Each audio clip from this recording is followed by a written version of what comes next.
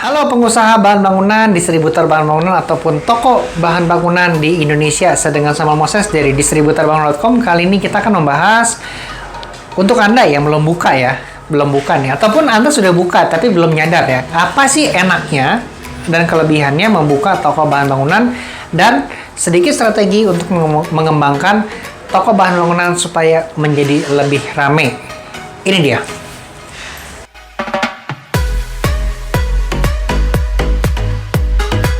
Yang pertama adalah kebutuhan dan permintaan selalu ada. Ya, kebutuhan di sini maksudnya kebutuhan bahan bangunan ataupun material bahan bangunan. Ya, dan permintaan untuk bahan bangunan itu sendiri itu selalu ada. Ya, kok bisa selalu ada? Ya, poinnya begini. Selama rumah masih ada yang dibangun, selama manusia butuh rumah, dan selama tanah itu masih banyak, masih lowong gitu, berarti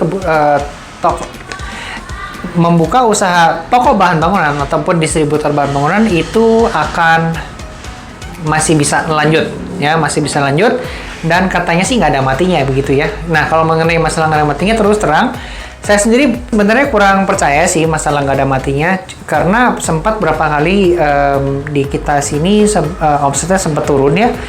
Cuman seturun-turunnya memang nggak separah ini sih, nggak separah kalau di bidang tekstil gitu ya, atau yang punya toko baju gitu, atau ada yang punya kemarin itu resto gitu ya, yang restonya tapi yang lebih ke dine in ya, dine in yang makan langsung di sono. Maka meskipun ya nggak ada matinya, tapi balik lagi, kalau lagi dalam musim-musim tertentu, dikala kita nggak bisa memanage keuangan dengan baik, hati-hati dengan slogan nggak ada matinya, gitu loh poinnya. Jadi kalau nggak ada matinya ini, oh tenang aja, bahan bangunan nggak ada matinya. Sekarang kita lagi banyak duit nih, udah habis-habisin aja, tenang aja nggak ada matinya. Nah itu hati-hati ya. Jadi tetap aja kalau memang Anda pernah mendengar slogan nggak ada matinya, ada kalanya nanti omset bisa turun nggak stabil ya, karena market tidak mendukung gitu.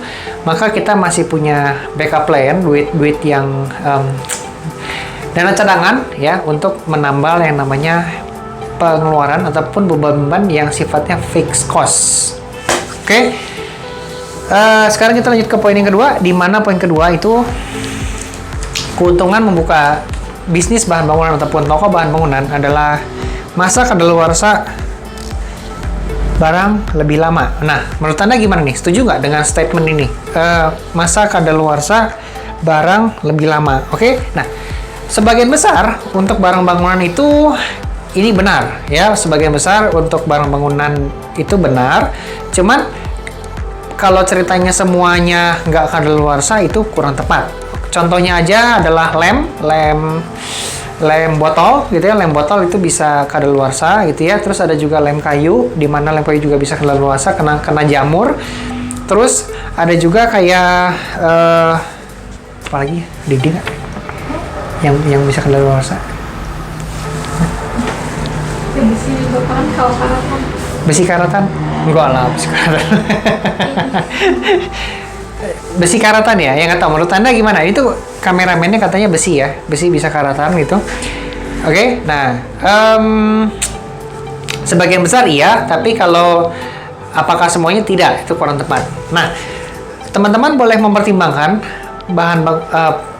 apabila ingin berbisnis bahan bangunan, keuntungannya memang sebagian besar barang-barang itu anti kadaluarsa.